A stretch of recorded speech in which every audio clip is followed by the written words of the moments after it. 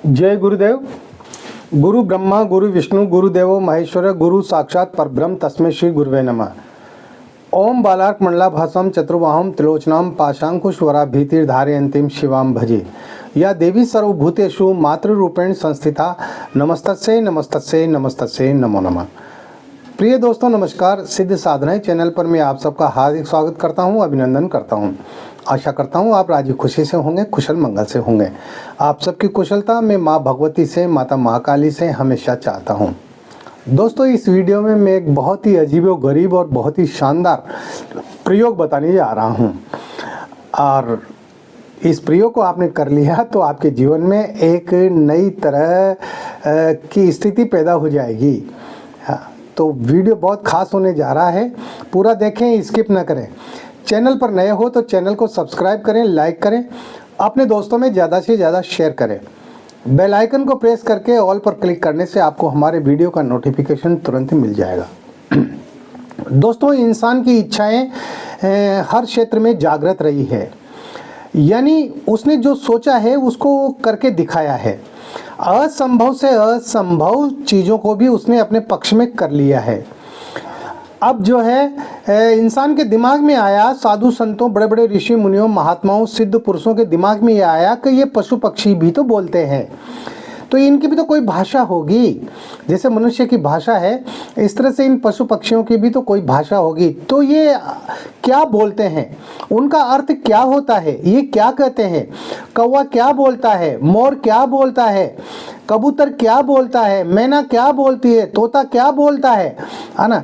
ये तमाम सारी इस प्रकार की एक जिज्ञासा पैदा हुई और उन्होंने जो है इस बारे में खोजबीन की और मंत्रों के आविष्कार किए, उन मंत्रों को सिद्ध किया, और उन मंत्रों को सिद्ध करके और वो ये जानने लग गए कि जो है पक्षी क्या बोलते हैं, यानी उनके जो मुंह से जो आवाज़ निकलती है उस आवाज़ का अर्थ क्या है ना।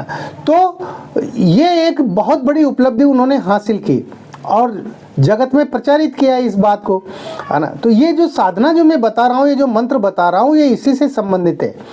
अगर आप चाहते हैं कि आपके आसपास के पक्षी वो क्या बोल रहे हैं, तो आप उनकी भाषा को समझ सकते हैं। कौवा आपके मुंडेर पर आकर के बैठा और वो बोला, वो क्या बोला, है ना, तो उसको आप समझ सकते हैं। कबूतर बोला तो उसने क्या कहा, तो वो बोल सकते हैं। मैं ये कहता हूँ कि ये पक्षी जो है हमें बहुत सी बार भविष्य की चेतावनियाँ भी देते हैं अपनी भाषा में, लेकिन हम समझ नहीं पाते हैं, है ना।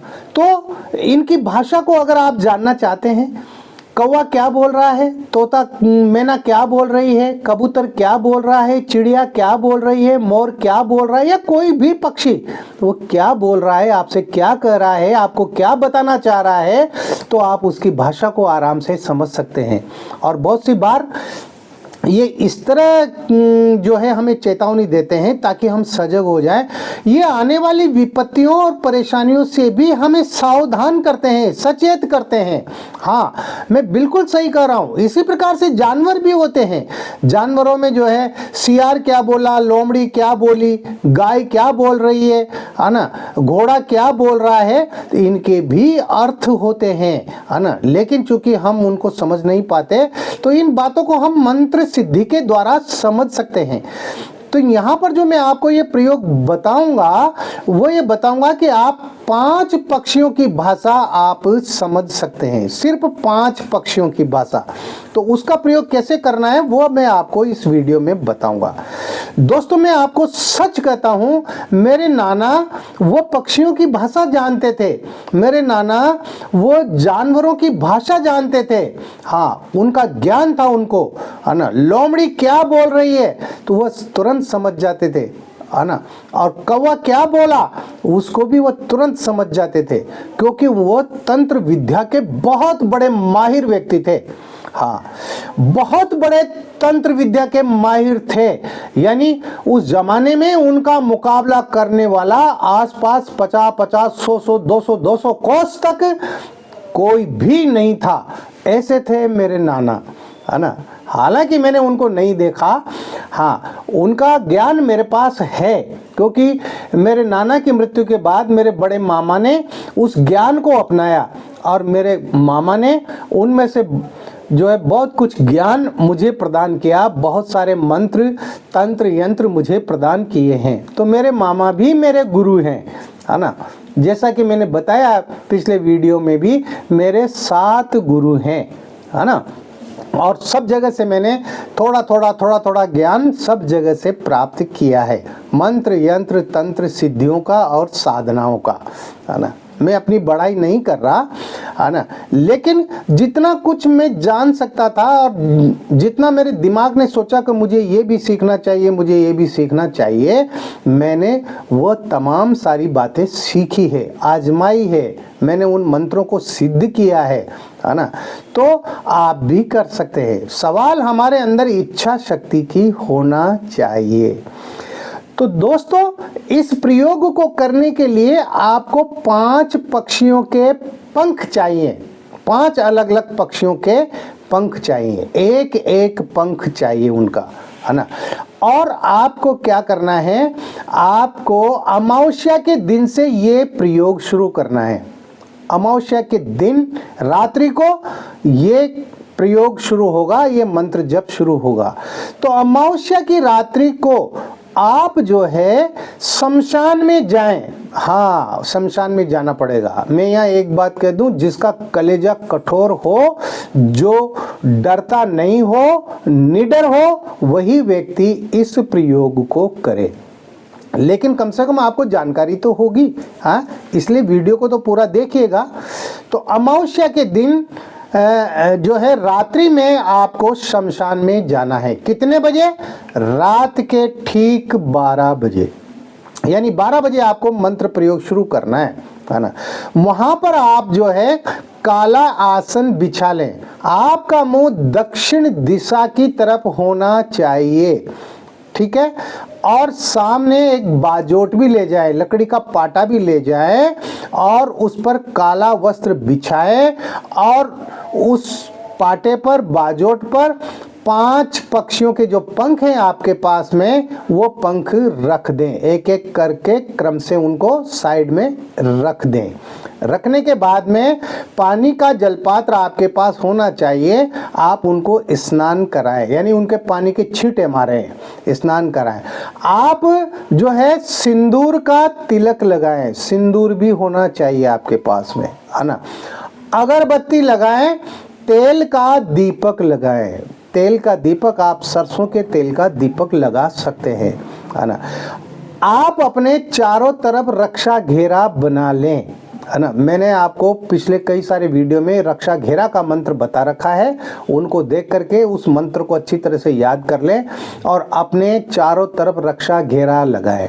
चाकू हो अपने पास में तो चाकू से जो है अपने चारों तरफ मंत्र बोलते हुए रक्षा घेरा लगाएं, ठीक है। रक्षा घेरा लगा करके आपके पास में वैजंती माला होना चाहिए, जो प्राण प्रतिष्ठित होना चाहिए। उस वैजंती माला से आपको मंत्र जप करना है। कितना मंत्र जप करना है? आपको 1.25 लाख मंत्र जप करने हैं। तो आप ये निश्चित कर लें कि एक दिन में आप कितने मंत्र जप कर सकते हो, है ना। इसमें अवधि की कोई सीमा नहीं है, कभी 5 दिन, 11 दिन, 21 दिन में आपको 1.25 लाख मंत्र जप करने हैं। ये आपकी इच्छा के ऊपर है। जब तक 1.25 लाख मंत्र जप नहीं हो जाते तब तक आपको रोजाना शमशान में जाना है और इसी प्रकार से क्रिया करनी है। और जब 1.25 लाख मंत्र जब पूरे हो जाएंगे ना, उसके बाद फिर क्या करना है वो मैं बताऊंगा। तो मंत्र इस प्रकार है, बीज मंत्र है, उच्चारण बिल्कुल सही होना चाहिए। ओम क्रौम हुम हुम सह, ओम क्रौम हुम हुम सह।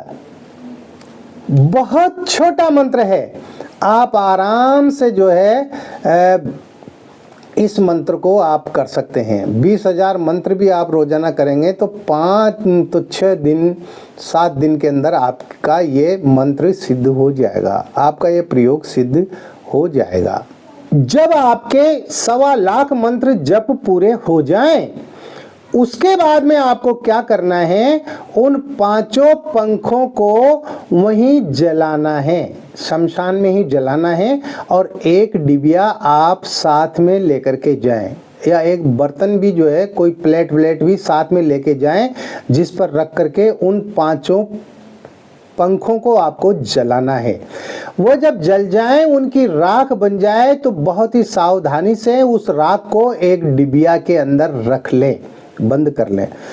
और दूसरे दिन से ही आप उस राख का रोजाना तिलक लगाएं, यानी आपको लगातार 11 दिन तक तिलक लगाना है।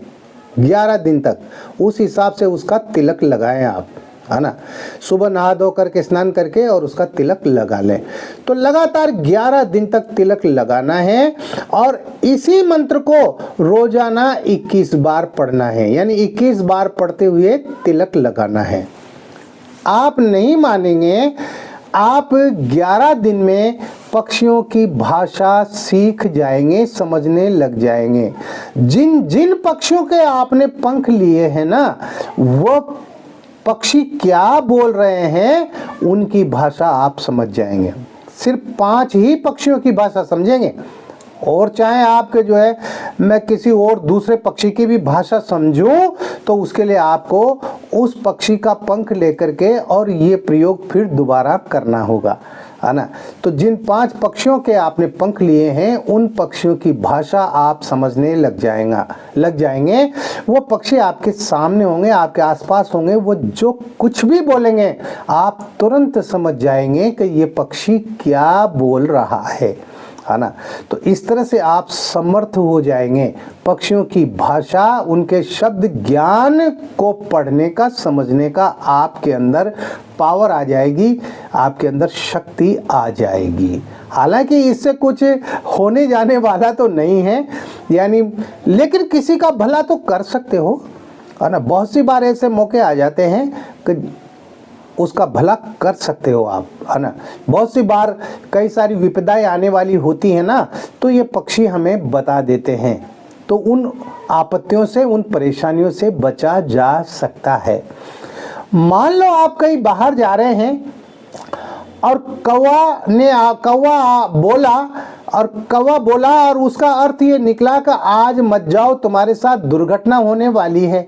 तो वो बोलेगा तो आप समझ जाएंगे ना, है कि दुर्घटना होने वाली है, तो आप रुक जाएंगे। तो सावधानी तो मिली नहीं इनसे, है। एक जो अनहोनी घटना जो होने वाली थी, वो घटना तो टल गई ना। तो इस तरह से ये पक्षी भविष्य के बारे में भी हमें जानकारियां देते हैं अपनी भाषा में, और ये बहुत ही अच्छा प्रयोग है, बहुत ही शानदार प्रयोग है। देखो, प्रयोग तो करने से होता है, लेकिन मैं ये कहता हूँ कि वहाँ पर मंत्र जप के दौरान अगर किसी प्रकार का भी शमशान में उपद्रव होता है तो आप डरे नहीं। भाई, वहाँ कोई भी उपद्रव हो सकते हैं, है ना। किसी भी प्रकार की कोई घटनाएं वहां पर घटित हो सकती है, लेकिन आपका ध्यान सिर्फ मंत्र जप पर होना चाहिए। शमशान में आपके आसपास वहां पर क्या हो रहा है, क्या नहीं हो रहा, है ना, उससे आपको कोई लेना देना नहीं है। उन सब की तरफ से ध्यान हटाकर आपका ध्यान सिर्फ मंत्र जप पर होना चाहिए। तो इस तरह से ये प्रयोग है, बहुत बढ़िया प्रयोग है, बहुत शानदार प्रयोग है ना। तो कीजिए इस प्रयोग को और देखते रहिए सिद्ध साधनाएं चैनल, जो आपका अपना है। किसी भी प्रकार की कोई बात है, कोई दिक्कत है, कोई परेशानी है, तो आप व्हाट्सएप नंबर जो चल रहे हैं स्क्रीन पर, इन पर आप मुझे मैसेज कर सकते हैं, कॉल कर सकते हैं, अपनी समस्या मुझे बता सकते हैं, और मैं कोशिश करूंगा आपकी समस्याओं का समाधान करने की कोशिश करूंगा, है ना। तो आप खुश रहें, प्रसन्न रहें, हंसते रहें, मुस्कुराते रहें। जय गुरुदेव।